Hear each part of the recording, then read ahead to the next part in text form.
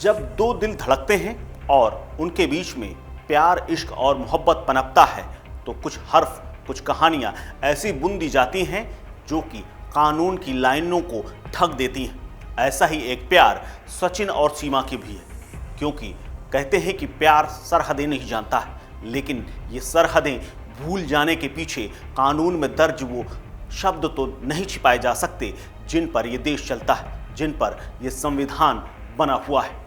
क्योंकि इन्हीं संविधान और कानूनों के ऊपर इस प्यार मोहब्बत को अब तरजीह दी जा रही है, जिस पर सवाल खड़े हो रहे हैं। क्योंकि पाकिस्तान की सीमा हैदर और हिंदुस्तान का सचिन मीना प्यार में पड़े और ये प्यार उन्हें ऑनलाइन हुआ, लेकिन जिस तरह से सीमा ने अपनी सरहदें पार कर दी और हद पार कर दी और आकर हिंदुस्तान में घुस आई है, उससे कानून के तमाम लाइनों का उल्लंघन हुआ है।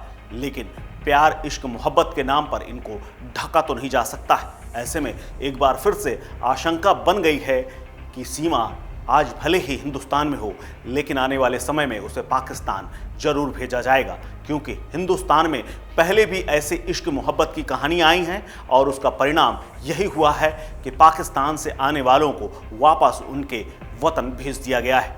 जी हाँ, एक ऐसी ही कहानी है हिंदुस्तान में इकरा की। इकरा वो लड़की जो पाकिस्तान से आकर हिंदुस्तान में रही थी, उसे एक हिंदुस्तानी लड़के से प्यार था, लेकिन बाद में कानूनी किताबों के वो हर्फ निकले और उन्होंने बाकायदा उसे सीधे पाकिस्तान विदा कर दिया था। नमस्कार, मैं हूं कुलदीप द्विवेदी और आप देख रहे हैं वन इंडिया हिंदी। दरअसल जब दो लोगों को बीच प्यार होता है तो कुछ घालमेल भी होता है, और यही घालमेल इन दिनों दिखाई दे रहा है ग्रेटर नोएडा में। पाकिस्तान की प्रेम दीवानी सीमा हैदर ग्रेटर नोएडा के गांव रबूपुरा के रहने वाले सचिन मीना से पबजी गेम में टकरा गई। दोनों की आंखें लड़ी और यहीं पर पेंच लड़ने शुरू हो गए। ऑनलाइन गेमिंग के इस दौरान दोनों में इश्क हुआ और सीमा अपने 4 बच्चों के साथ अपने शौहर को छोड़कर नेपाल के रास्ते भारत आ गई, जिसे पुलिस ने सूचना मिलने के बाद अरेस्ट कर लिया और जेल भेजा। लेकिन वहां से कोर्ट से जब उसे बेल मिल गई तो अब वो बाहर है। लेकिन सवाल है कि क्या सीमा का अब होगा क्या? क्या उसे वापस पाकिस्तान जाना पड़ेगा या फिर हिंदुस्तान में उसे रहने की पनाह मिल जाएगी? सीमा हैदर उर्फ सीमा रिंद की कहानी ये है कि उसका पति उन पर बहुत अत्याचार करता था, ये उसके आरोप हैं। इसी वजह से वो वापस पाकिस्तान नहीं जाना चाहती। सीमा और सचिन का दावा है कि दोनों ने शादी कर ली है। सीमा ने धर्म परिवर्तन कर लिया है, वो शाकाहारी हो गई है, उसके बच्चों को भी यहाँ अच्छा लगने लगा है। दूसरी तरफ सचिन के परिवार और पड़ोसी भी सीमा पार से आई सीमा की प्रेम कहानी से बेहद प्रभावित हैं। मीडिया उनके इंटरव्यू कर रही है, वे उसे वापस नहीं जाने देना चाहते, लेकिन उनके चाहने से कुछ नहीं होता, क्योंकि पाकिस्तान के नागरिकों को ऐसे ही भारत में ना तो नागरिकता मिल सकती है, ना बिना वाजिब वजह के लंबे समय तक वो यहाँ ठहर सकते हैं। क्योंकि आखिरकार सीमा ने भी काम तो गैर कानूनी ही किया है, जिसके तहत कानून की किताबों में सज़ा मुकर्रर है और तयशुदा कुछ नियम भी है। हालांकि उनके ऊपर इस प्यार, इश्क और मोहब्बत को नहीं रखा जा सकता। वहीं दूसरी तरफ सुरक्षा एजेंसियों को शक है कि सीमा की कहानी में जो झोल है वो और कुछ भी हो सकता है। पाकिस्तानी खुफिया एजेंसियों ने उसे जासूस के तौर पर भारत तो नहीं भेजा, ऐसी आशंकाएं भी हैं। भारत में भी सिक्योरिटी एक्सपर्ट सीमा को पनाह देने पर और उसकी कहानी पर ऐसे ही भरोसा कर लेने के खिलाफ नजर आ रहे हैं। यूपी के डीजीपी विक्रम सिंह ने भी उनकी सुरक्षा को लेकर के एक बड़ी चूक बता दिया है और सीमा का नार्को टेस्ट और लाई डिटेक्टर टेस्ट की मांग तक कर दी है। लेकिन सवाल फिर भी वही है कि सीमा का आखिर होगा क्या?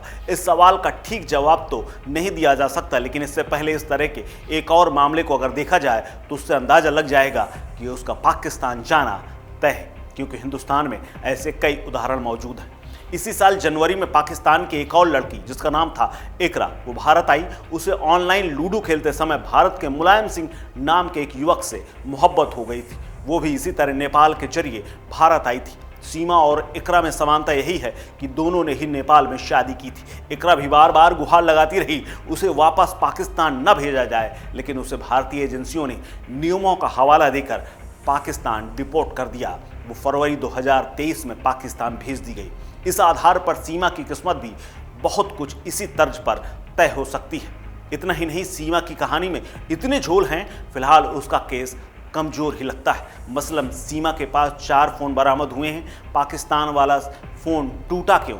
मामला प्यार का था तो चैट डिलीट क्यों की, इसके अलावा वो कहीं से नहीं लगती कि पांचवी पास, क्योंकि उसकी भाषा, उसकी शब्दों में कमांड ऐसे हैं कि वो इंग्लिश लगता है अच्छी जानती है। बहरहाल सीमा हैदर के केस में क्या होगा जानने के लिए कानूनी प्रक्रिया का पूरी तरह से पालन करना होगा और समय का इंतजार करना होगा।